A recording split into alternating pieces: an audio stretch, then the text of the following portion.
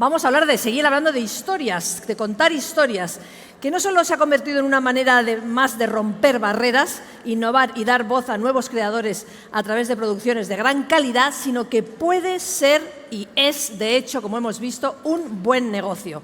Nos acompaña el CEO de Suma Content, una de las productoras clave del ecosistema audiovisual, que nos va a hablar del modelo de negocio detrás de dos fenómenos televisivos. Y hasta ahí puedo leer. Demos la bienvenida a Beltrán Gortázar. Beltrán. Gracias. Bienvenido. Gracias. ¿Cómo es la gente de Amazon, que te hace cruzar la pasarela? Sí, a mí me encanta, a mí me encanta. Si fuera esto, la pasarela Operación amarilla. Triunfo. Así que, Beltrán, desvélanos. ¿De qué nos vas a hablar? Pues vamos a contextualizar un poco.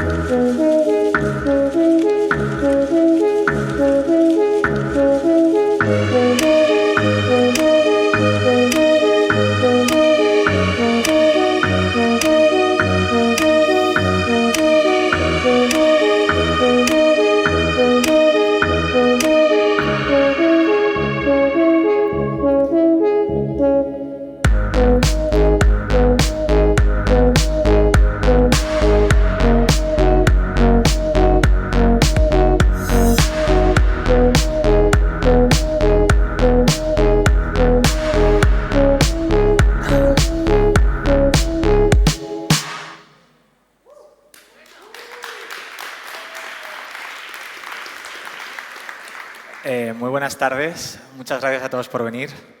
Además, habiendo tan buenas ofertas en otras plataformas en este momento, que son las otras salas, pues me siento privilegiado de que hayáis decidido venir a escucharme. La intención de la charla de hoy y lo que quería contaros es probablemente lo que no se ve del caso Suma Content, ¿no? Creo que muchas de las imágenes que habéis visto responden a series que probablemente os suenen, pero lo que casi nadie sabe, porque de hecho esta es, creo, la segunda vez que cuento lo que voy a contar hoy, es qué hay detrás del trabajo que hacemos en Suma Content. Para ello, lo primero que quiero hacer es presentarme. Soy Beltrán Gortázar, el CEO de Suma Content, y aunque ahora estoy un poco con el gorro de productor de contenidos, podríamos decirlo así, he estado muchos años ligado al ecosistema audiovisual y sobre todo de las marcas y los anunciantes. He trabajado en Coca-Cola, pero he estado 8 años en Google, los últimos 3 años además en YouTube, ¿no? Entonces, aunque no estoy al 100% ligado ya a lo que es la industria, siento un apego enorme por la industria, vamos, de los anunciantes y me siento además muy agradecido a la IAB por haberme invitado. Entonces, lo primero que quiero avanzar es cómo básicamente yo he llegado a esto, que creo que puede ser, después de lo de Google y Coca-Cola, es como, bueno, ok, ¿cómo has acabado aquí, no? Y para ello os quiero contar un poco lo que ha sido mi viaje, aunque es un poco egótico lo que voy a contar, porque debería ser una cosa un poco más compartida, pero por lo menos esta es mi experiencia personal, que empieza con mi primera revolución audiovisual. En el ecosistema de contenidos siempre estamos hablando de que vivimos una continua revolución, y es cierto, acabamos de ver el tema de la inteligencia artificial y es algo que parece que nos salimos de una y nos metemos en otra, ¿no? Pero sí que quiero ir un poco atrás en el tiempo en lo que fue mi primera experiencia con lo audiovisual y la primera vez que yo sentí una revolución dentro del sistema, que fue con la llegada de Operación Triunfo en el año 2017. Yo estaba en el equipo, ni siquiera de YouTube en ese momento, en el equipo de agencias de medios dentro de Google, cuando surge la oportunidad de traer de vuelta Operación Triunfo a Televisión Española. Televisión Española tenía la limitación de publicidad, como sabéis, en las cadenas públicas, con lo cual YouTube era, para empezar, una oportunidad de negocio, para empezar a monetizar un contenido que no podían monetizar en sus propios canales, ¿no? Y por otro lado, era la respuesta básicamente más lógica que había a conseguir que un canal de televisión con una audiencia media de 65 años tuviera espectadores de 18. Parecía un reto, la verdad, que bastante complicado. El equipo de Jets Music propuso distribuir de una manera bastante disruptiva en ese momento sus contenidos a través de diferentes medios, no solo los propios de Televisión Española, y fue cuando se comenzó a emitir en directo en YouTube el canal 24 horas de Operación Triunfo. Esto, que hoy parece algo que tampoco es una locura, porque todo el mundo distribuye sus contenidos de una manera digamos, no lineal o no propia, en ese momento era bastante revolucionario porque había una tendencia, sobre todo una querencia muy importante por parte de, sobre todo, las cadenas de televisión, de mantener en sus propios medios los contenidos que ellos producían. El caso de éxito fue tal, no ya tanto en lo económico, pero desde luego en términos de audiencias, la audiencia de televisión española rejuveneció, el programa funcionó de una manera espectacular, que abrió la puerta a muchísimos players a repetir el caso, ¿no? Incluso Mediaset, que la relación siempre con YouTube ha tenido sus tiras y sus más y sus menos, empezó a emitir Gran Hermano en directo a través de YouTube. A3 Media hizo lo propio con La Voz. Se tenía La Resistencia, que acordaros, antes de que estuviera en televisión española, nadie decía que veía La Resistencia en Movistar, sino que todo el mundo lo conocía a través de YouTube, ¿no? Es decir, se desarrolló un ecosistema de contenidos dentro de YouTube y de posicionamiento de la plataforma que antes no existía. YouTube pasó de ser una plataforma basada en creadores endémicos, en la chica que se maquilla y te recomienda el Maybelline 6, y pasó a ser una plataforma posicionada como premium de alguna manera, o por lo menos como la tele digital o una nueva manera de consumir la televisión. De aquí, y de este hito que para mí fue bastante relevante, que es la eclosión o el cambio en el consumo de medios, llega la consolidación de la siguiente revolución, que fue la consolidación o la revolución de los contenidos. Durante la pandemia vivimos una explosión de contenidos propios, creados y también de marcas extranjeras que pusieron en boga o pusieron muy en top of mind de todo el mundo la importancia del contenido y la creación de marcas muy potentes que podían tener un impacto global, ¿no? Esto fue el caso de La Casa de Papel, Élite, que fue una serie muy pandémica además, porque fue justo la segunda temporada en pandemia la que consiguió el alcance mundial, Stranger Things, que fue un fenómeno en cambio a la inversa, que nos llegó de fuera, o el caso de Veneno, que es la serie más pandémica que conozco porque se rodó directamente, empezó a rodarse en marzo de la pandemia. Y fue todo, vamos, marciano en términos de cómo se gestionó todo eso, ¿no? La primera parte de la revolución, la del contenido, llega a su segunda parte con la revolución la revolución del consumo llega a su segunda parte con la revolución de los contenidos, y es en este momento donde creemos que nace la oportunidad de Suma Content. Aunque tuvimos varios intentos previos o varias conversaciones previas, este fue el momento en el que creímos que era oportuno crear un espacio que tenía que ser un poco diferente a lo que ahora mismo existía, ¿no?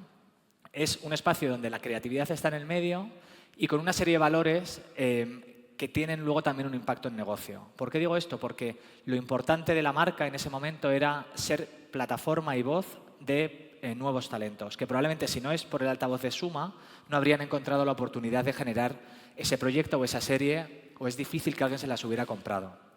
Y aunque luego hablaré también del tema de las segundas oportunidades, esto también me gusta mucho decirlo, porque parece que somos siempre una casa muy joven y que todo es muy millennial o generación Z, pero también somos la casa de las segundas oportunidades. Entonces, también hay una vertiente de talento que a lo mejor llevaba tiempo desenganchado del mercado o con dificultades para colocar proyectos, que encontró en Suma su altavoz y su plataforma para poder llegar.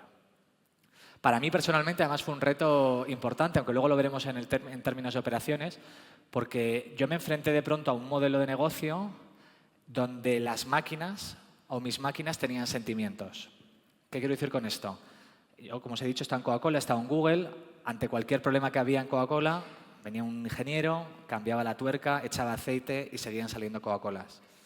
En Google, de repente había un anuncio o un vídeo que no monetizaba, enseguida ponías un ticket, el ingeniero lo arreglaba y ya estaban los anuncios sirviendo, ¿no?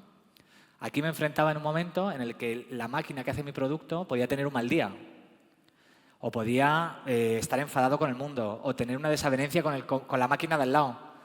Y eso tener un impacto enorme en el delivery de toda la cadena de producción. Entonces, la gestión de incertidumbre en este modelo de negocio también fue para mí un reto enorme, ¿no? La primera vez que mis máquinas tienen sentimientos. También os digo que no hay nada más satisfactorio que eso, porque luego al final la verdad que es, bueno, de lo más gratificante que cuando ves el producto terminado te puedes encontrar. Llegados a este punto, ¿cuál era el reto que tenía la marca? Pues uno muy evidente. ¿Cómo conseguimos una marca que sobreponga a una marca tan potente como Javier Calvo y Javier Ambrosi?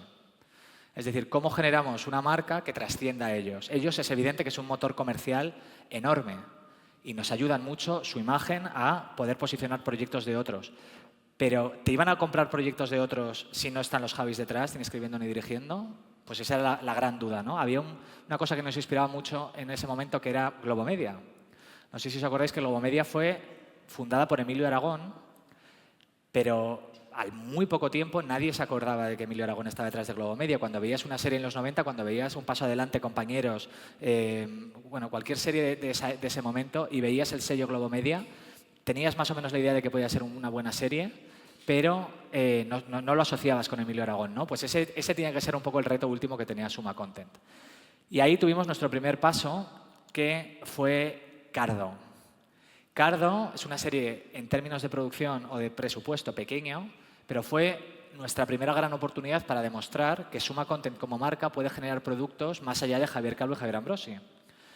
Fue una serie de 2 temporadas con un éxito, la verdad que de crítica, increíble para ser nuestro primer proyecto generado bajo la marca Suma Content. Ganamos el Ondas a Mejor Serie, el Feroz a Mejor Serie, el Feroz a Mejor Actriz y tuvimos un impacto, yo creo que en el mercado y en reconocimiento de lo que podíamos hacer sin que estuvieran los Javis escribiendo, que fue determinante un poco en el futuro de las cosas que ahora os contaré. En paralelo a todo esto, también lo que conseguimos fue el segundo objetivo de la compañía, es lanzar carreras de gente que genuinamente creíamos que se merecía una oportunidad, en este caso el de Claudia Costafreda y Ana Rujas. Ana Rujas, que ahora mismo es básicamente la chica de moda, nos cuesta hasta nosotros mismos encontrarla a tiempo para que nos seguir trabajando en otros proyectos que queremos con ella. Y Claudia es, desde luego, de las directoras más demandadas que también hay ahora mismo en este momento, ¿no? Y todo esto surge gracias al ejemplo de Cardo.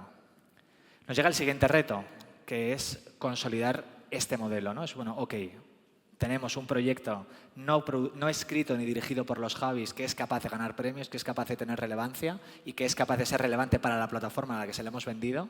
¿Seremos capaces de replicarlo? Pues este fue el reto con Vestidas de Azul, que tenía una dificultad añadida y es que venía de una segunda parte, Vestidas de Azul es la segunda parte de Veneno, se hizo para 3 player y venía con digamos, la penitencia de ser en la segunda parte una parte tan conocida, donde los Javis ni iban a escribir ni iban a dirigir. Y para nosotros, de nuevo, fue otro objetivo conseguido, porque conseguimos, con un proyecto que tiene una escala, pues a lo mejor por 2 o por 3 de lo que era Cardo en términos de producción, diseñar, ejecutar, entregar, crear, escribir un proyecto muy ambicioso y con unos estándares creativos y de producción, desde luego muy homologables a otros competidores del mercado que llevaban muchos años, ¿no? Y por último, llega la gran oportunidad. Mesías, o La Mesías, es una de estas series que te cambia. No puedo dar datos concretos sobre el precio, digamos, o el importe de producción, pero sí que os puedo decir que es una de las series más caras de la historia de este país. Como sabéis, básicamente en un rodaje o en un proyecto, lo más caro es el tiempo.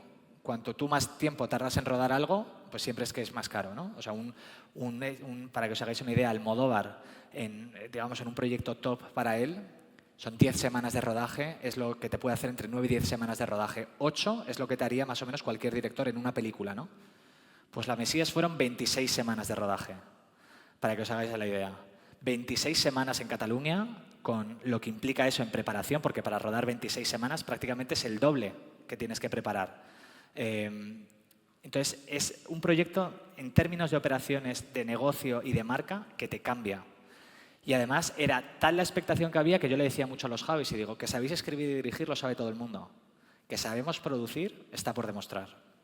Y para nosotros La Mesías, desde luego, fue ese ejemplo que nos hizo demostrar que éramos efectivamente capaces de desarrollar un proyecto con una ambición Hollywood, por ser muy exagerado, pero desde luego con una ambición muy alta o con unos estándares de series que te harían las grandísimas marcas de este país, con un impacto en medios, en relevancia, en respuesta, en público, que la verdad supuso un antes y un después en lo que es el modelo. La serie ha tenido récord en premios Feroz, es la serie más premiada, el proyecto audiovisual es que ni siquiera ha habido una película más premiada en la historia que La Mesías, en los premios Feroz, 3 premios Forqué, la primera serie estrenada en el Festival de Sundance, la primera serie española, la primera serie en competición oficial en el Festival de Cine de San Sebastián, es decir, me podría tirar mucho tiempo hablando de lo que ha sido la ola que nos ha dejado este proyecto, pero ha sido definitorio, desde luego, para cómo somos y qué significa Suma Content, ¿no? Entonces, por seguir avanzando, lo que os quiero mostrar ahora es la parte de verdad del thinking de negocio que hay detrás de todo esto, ¿no? Yo creo que os he enseñado un modelo que parece más o menos coherente, aunque podría parecer intuitivo. Pasas de Cardo a Vestidas de Azul y a Mesías, pero nada es casual. Suma Content trabajamos con un modelo que llamamos el modelo 632. Es un modelo de operaciones muy sencillo, pero que orienta y guía nuestra manera de trabajar en Suma Content. ¿Qué es el modelo 632? Bueno, es un modelo, como digo, muy sencillo porque responde muy bien a su nombre, pero supone que hacemos al año 6 proyectos en desarrollo. Los desarrollos en los proyectos básicamente es el tiempo en el que estás escribiendo a lo mejor un guión para presentar una cadena, pero que eso luego no tiene por qué tener luz verde. O también puede ser proyectos que están en luz verde y que estás desarrollando antes de empezar la producción. Pero hacemos 6 proyectos en producción al año, 6 proyectos en desarrollo al año. En producción producimos o preproducimos 3 proyectos y hacemos 2 entregas al año. ¿Qué conseguimos con esto? Un baseline de facturación que cubre básicamente nuestros costes y nos da un margen de beneficio bastante satisfactorio como para no tener que sufrir, básicamente, o para, desde luego, disfrutar por el trabajo realizado.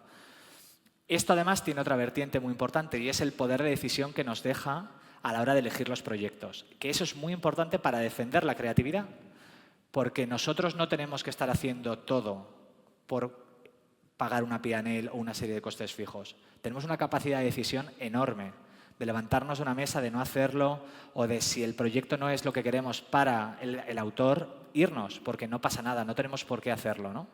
Entonces, este modelo de operaciones responde a un modelo de negocio, pero también responde a un criterio creativo. Además de todo esto, que suena muy frío por un modelo 632, creo que también hemos trabajado mucho el modelo de personas y el modelo de cultura. Para que os hagáis una idea, la escala que tiene Suma Content, solo en el año 2023 creamos casi 1.500 puestos de trabajo directos. Esto es sin contar a la gente que te factura, porque a lo mejor son servicios. Desde que comenzamos hace 4 años, llevamos casi 2.500 puestos de trabajo creados. Y como sabéis, en las audiovisuales, que son un poco acordeón, que cuando tienes una producción crece mucho y luego va bajando, la media de empleos diarios que tenemos en Suma Content son de 102 empleados. Detrás de esto hay cosas que nos hacen incluso aún más ilusión.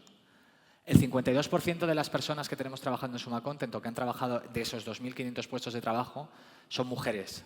Eso es una empresa de la que nos sentimos bastante orgullosos en términos de empoderamiento y de liderazgo femenino, que la mayoría de los departamentos, dirección financiera, producción ejecutiva, la dirección de fotografía, vestuario, o sea, muchos departamentos creativos son liderados por mujeres y también económicos. Una empresa con un marcado, además, objetivo de inclusión y diversidad, casi un 40% de empleados son LGTB.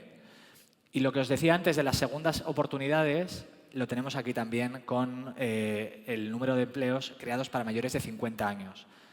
Esto, que parece casual, tampoco lo es.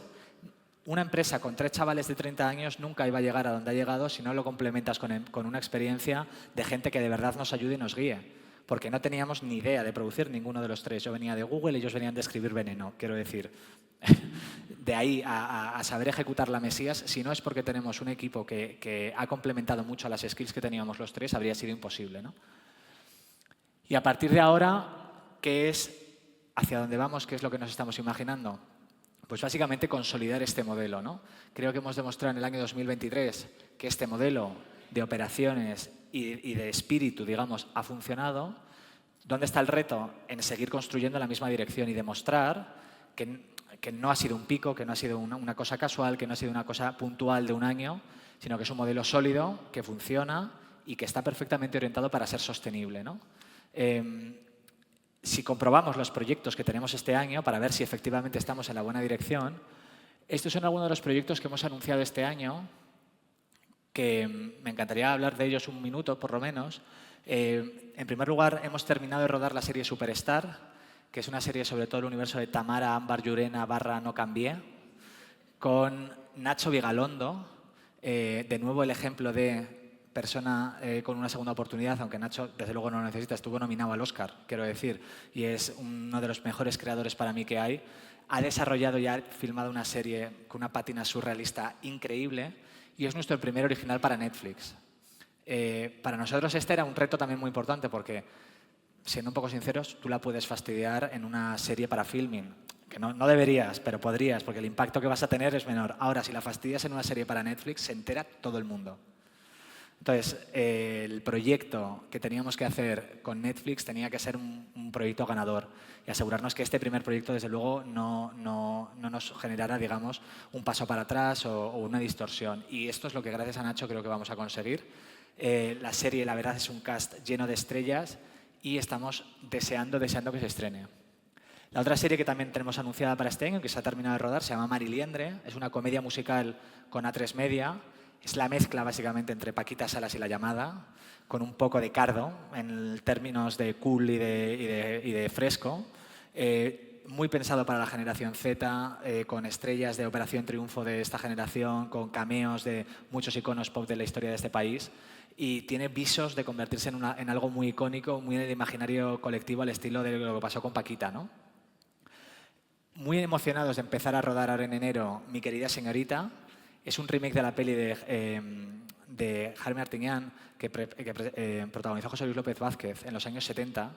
Y va a dirigir Fernando González Molina, el director de 3 metros sobre el cielo, Palmeras en la nieve, Fuga de cerebros, quiere decir, una persona muy mainstream para un proyecto a lo mejor con carácter más autoral, ¿no? Pero ese combo es lo que va a hacer que el proyecto, bajo nuestro punto de vista, pues consiga la escala que además tiene todo para conseguir. Es un original para Netflix, en este caso no sería para cines, pero sí que es en formato nuestra primera película. Y por último, El desencanto. El desencanto es la primera peli para cines que estamos desarrollando con Ana Rujas, creadora de Cardo, que os he mencionado anteriormente. El desencanto es una producción que coproducimos en colaboración con Movistar y que sí que está pensada en este caso para salas. Esta sería nuestra primera peli de salas. Si todo esto que os he contado lo trasladamos al sistema de operaciones que hemos hablado anteriormente, vemos que para el año 2024 estamos desarrollando 6 proyectos, es decir, El desencanto y otros 5 que no están anunciados. 3 proyectos han estado en producción o preproducción en este año, tanto Superstar como Mariliendre ya rodados, terminada la producción, y Mi querida señorita en preproducción ya para empezar a principios de año. Y por último, las entregas que se harán este año son Superstar y Mariliendre. En definitiva, cumplir el objetivo de este modelo de negocios nos asegura el baseline financiero de costes y de rentabilidad que estamos buscando, y nos pinta un 2025 que, sin poder pintarlo mucho ya, porque todavía no tenemos más datos, pero ya podríais ver que una de las 2 entregas del año que viene será Mi querida señorita. Y el objetivo sigue siendo para el año 2025 seguir cumpliendo este modelo de operaciones. Para terminar, quiero terminar con una frase de una sabia y muy en referencia a ese momento en el que decidimos empezar o no empezar Suma Content. Seguimos el consejo de Paquita, que decía que hay que saber esperar la ola para surfearla, ¿no? Supimos esperarla y yo creo que ahora la estamos surfeando. No sé si bien ni mal, espero que os parezca bien, pero desde luego la estamos disfrutando muchísimo. Muchas gracias a todos. Vete para acá. Beltrán, muchas gracias. ¡Buah! ¡Qué divertido, qué divertido! Es como está, solo me faltaban las palomitas a mí. No sé si tenéis alguna pregunta, alguna curiosidad, alguna cosa que queráis compartir o preguntarle a Beltrán. Aprovechad ahora o callar para siempre. Ya sabéis, no es fácil tampoco. Él habla de Ana Rujas, pero tampoco es fácil tenerle a él. Como veis, no tiene tiempo que perder. Yo sí tengo una pregunta. Ah, aquí tenemos una pregunta. Ah, se me ha colado. Ella es más importante. Claro que sí, claro que sí. La mía simplemente era cuál era el secreto del éxito, pero eso no sé si me lo va a decir ahora en público. No, adelante, Cristina Villarroya. Venga. Beltrán, me gustaría saber cuál es vuestra relación con las marcas, ¿no? Estamos aquí con bastantes anunciantes y no sé si os habéis planteado crear cosas específicas para marcas, hacer product placement o meter cosas dentro de la historia. Si tenéis algún tipo de proyecto así o no es un modelo de negocio para vosotros. Sí. Claro, nosotros vamos a lo que vamos, ¿verdad? Bueno, muy buena que no se vayan de aquí algunos anunciantes. Esto es inspirational, pero esto es... No No, damos muy buena vueltas. pregunta porque tienes razón. Además, cuando montamos Suma, lo que primero me latía a mí era enseguida y visualizaba Suma Advertising como Claro. una división nueva que naciera ya, a la vez. Que la cabra ya se sabe. Es que la cabra tira al monte, es verdad. Pero sí que es verdad que decidimos tener paciencia en lo que es crear una unidad específica de advertising porque había que construir un poco la casa por el tejado, o sea, por el suelo, no por el tejado. No habíamos hecho nada de producción. Entonces, sin haber hecho nada, ponerte ya a pensar en una tercera o cuarta división no tenía ningún tipo de sentido. Hemos hecho alguna cosa concreta de branded content dentro de las producciones, no siempre buscando rédito económico, a veces ha sido simplemente, en el caso de la Mesías, por ejemplo, recuerdo una colaboración con Coca-Cola porque queríamos que saliera un cartel de Coca-Cola de los años 90 que salía en un momento enorme de la serie y que lo que nos otorgaba era una contextualización del momento, porque era un anuncio de los años 90, ¿no? Y ahí lo trabajamos muy de la mano con Coca-Cola, pero sin ninguna intención de sacarle, digamos, rédito económico a esa Hombre, integración. y tú en Coca-Cola tienes enchufe también. Bueno, ya no tanto, hay que decir, ha pasado ya tanto tiempo que llegas por allí y no te dicen ni hola. Pero bueno, sí que pasará. Pasará en algún momento, cada vez más tenemos relación con agencias y con clientes porque es muy lógico. Creo que tenemos una marca muy potente en la creación de contenidos y a las marcas lo que más les apetece es que los que inventen sus ideas y los que produzcan sus ideas sean lo que ellos consideran los mejores, que muchas veces no está o lo asocian muy a la ficción pura o al entretenimiento, ¿no? Sucederá no sé cuándo, pero sí que es algo que de manera escalonada irá pasando, desde luego. O sea, que podemos invitar a las marcas ya a que estén preparadas, a que os contacten, a que... Bueno, sí, siempre es ¿no? bienvenido. Ya, yo creo que Cristina debe tener algo ya en mente ahí, run.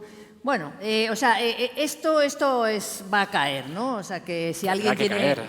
Hombre, Claro si alguien que tiene una sí, propuesta sí. que no Pues podréis rechazar... Feliz de escucharla. Es uno de los motivos por los que nos vemos presencialmente. Ahora le hacéis un placaje a Beltrán ahí a la salida y le hacéis una propuesta que no pueda rechazar, o a la inversa, quién sabe. ¿Alguna otra pregunta? ¿Alguna otra pregunta aquí para Beltrán? ¿Tenemos un micro por ahí? Sí. Hola, muy buenas. Yo quería haceros una pregunta porque tenéis la parte de la inclusividad y la diversidad muy integrada, cosa que es maravilloso. La parte de sostenibilidad, por ejemplo, ¿estáis trabajando en también darle ese porcentaje mayoritario a los criterios de sostenibilidad en producción, en también lo que sería el contenido, esa parte de cómo ayudar a las personas para entender la urgencia que estamos viviendo? Mira, absolutamente. Y no es ya ni siquiera algo nuestro, y aquí sí que tengo que lanzar una lanza a favor sobre todo a las grandes marcas y plataformas que ya hoy obligan a hacer rodajes sostenibles. En todos los rodajes tenemos una persona específica de sostenibilidad, que es la que genera el informe de sostenibilidad, con tonterías al estilo no hay botellas de agua. Toda la gente en la Mesías, por ejemplo, que era un equipo de más de 200 personas, tenía su propia botella de Suma Content rellenable, pero como eso, 1000 casos, ¿no? Que te obliga incluso la propia plataforma con quien reportas este tipo de cosas. O sea que lo que estás planteando es algo que va muy bien encaminado no solamente al espíritu que tenemos nosotros, sino creo que es una cosa muy compartida con todo el ecosistema y que el foco está muy puesto ahí para ellos mismos y cómo lo trasladan también hacia abajo. Es que o nos ponemos todos a remar en el mismo barco o esto se va al garete. Así que muy buena pregunta, muy buena explicación. ¿Alguna otra pregunta por ahí? Aquí tenemos otra, por favor. Aquí una mano, sí.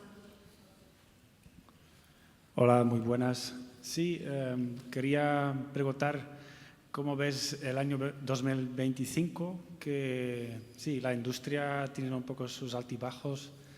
En 2023, productoras, Disney que ha recortado, otros grandes. 2024 era estable, pero ¿cómo ves el año que viene? A ver, te puedo hacer los prismas, el prisma Suma Content y el prisma industria, ¿no? Entonces, desde el prisma Suma Content, lo que te puedo decir es que el modelo de operaciones que tenemos nos salva mucho de vaivenes enormes en el mercado, porque precisamente al no tener la necesidad de producir en exceso, el tipo de producciones que hacemos nosotras suelen ser las más estratégicas dentro de las plataformas, que por lo menos a lo que hoy por hoy nos enfrentamos es que suele ser lo último que se toca, se recorta o lo que más se protege, ¿no? Más allá de eso, sí que creo que en el mercado y fuera del prisma un poco Suma Content han sido años, sobre todo los 2 últimos, de contención en términos presupuestarios y sobre todo en la parte más global, ¿no? Yo creo que hay una dificultad mayor de la que había en pandemia de productores locales, y hablo de plataformas específicas como Movistar y A3 Media, de poder vender fuera sus proyectos, y eso por ende hace que tienen muy poca capacidad de margen o que son menos competitivos a la hora de ofrecer un presupuesto del que puede ofrecerte Netflix que lo que pasaba antes, ¿no? Antes tú podías hacer una serie o A3 Media producía una serie en España que tenía así vendida en HBO en Estados Unidos a la mañana siguiente. Y ahora el trabajo de venta es muy superior al que había antes. Hay además una visión del tipo de contenidos que son los que más viajan, los que menos viajan. O sea, vuelve a haber una compra más estratégica y las cadenas propias, digamos, las plataformas más internacionales, apostando por sus propios contenidos que tienen la distribución a nivel mundial, estilo HBO, estilo Netflix o estilo Amazon, ¿no? Entonces, por resumir o por conclusión, creo que genera una ligera distorsión, sobre todo en el mercado nacional, la diferencia que hay por parte de los internacionales y los locales de poder producir al mismo coste, porque luego la rentabilidad que le sacan fuera es muy diferente a la que la hacían hace unos años, ¿no? Vamos, lo que tenéis que hacer es patentar el 632 o que cada uno se lo aplique a su tamaño. Quien dice 632 dice 24, 22... Sí, porque como lo hagan 632 se va toda la mierda. Quiero decir, como que nosotros somos muy pequeños. Digo, ya, pero por eso que el 632 cada uno... Un 632 cada uno a su imagen y semejanza y tú ahí fiel a tu modelo. Sí, a mí el 632 me ha encantado. Es fácil y para toda la familia. Sí. Sí, hay que hacerlo a la familia al revés. O sea, ¿cómo haces? 6 maridos, 3 hijos y 2 perros. Bueno, ¿alguna otra pregunta para Beltrán? Que es el último ya. Yo tengo una pregunta. Tenemos otra pregunta. Oye, es que de verdad no me dejáis, ¿eh? Te quería preguntar sobre la línea editorial o el tipo de visión de contenidos que tenéis, porque sí que da la sensación que los productos que sacáis o el contenido sí que da visibilidad a otro tipo de sensibilidad narrativa, a otro tipo de proyectos que a lo mejor no tendrían cabida. ¿Forma parte de vuestra visión a medio y largo plazo o vais a sacar otro tipo de productos más convencionales? Yo creo que forma parte de nuestro pecado original para bien. El objetivo que había a la hora de diseñar o digamos, presentar un mapa de contenidos en los diferentes clientes era trabajar proyectos con una voz autoral potente, pero que no fueran pequeños. Y es que además la prueba era veneno. ¿Quién iba a decir que la historia de una mujer transexual de los años 90 en España provocaría un efecto mariposa tal que Scarlett Johansson estuviera llamando para decir que Veneno es su serie favorita? O que Madonna estuviera deseando despedir, digamos, a unos guionistas y contratar a otros cercanos a nosotros para hacer su biopic. Quiero decir, es que es loco, ¿no? Absolutamente marciano pensar que que una cosa así podía suceder, ¿no? Y eso es lo que tenemos que intentar con todo. ¿Por qué no la historia de Tamara iba a ser interesante y el No Cambié y Paco Porras iba a ser interesante para los argentinos, ¿no? ¿Por qué no iban a tener una posibilidad de hacer o de ver una serie grande de algo que parece a priori pequeño, ¿no? Y yo creo que la ruptura de ese eje, del autoral y lo nicho, es en donde nos gusta pelear. No sé si más o menos explico lo que te quiero decir. Creo que no se trata tanto de la convencionalidad, sino de traer lo autoral, lo nicho o lo que parece no tan obvio a un público masivo, básicamente. O sea, que es parte de vuestro ADN y además es que os gustan los retos. Bueno, creo que si no lo hacemos nosotros, a veces, ¿qué nos haría? Claro, sí. ¿Te ha contestado la pregunta o le quieres meter más caña? ¿Alguna otra pregunta? Aquí estaba pensando que se iba a ir enseguida de rositas y nada, aquí no le dejamos marchar. Yo tengo una última pregunta, a ver si me dejáis. Dinos fechas de estrenos. Ni idea, eso sí que... ¡Hombre! Yo sé cuándo entrego, que es este año, como veis en el modelo 632, cuando estrenan lo decide otro, que es el que la tiene a su poder en ese momento. Seguro. Pero no, de verdad, ¿eh? Nada. Creo que no hay fecha todavía anunciada y además no la sé. Ni ninguna de las dos de este... No, son para el 25, pero no sé cuándo. Bueno, pues nos quedaremos con las ganas. Hasta entonces, muchas gracias y un aplauso para Gabriel Gortázar de Suma. Gracias. Aquí.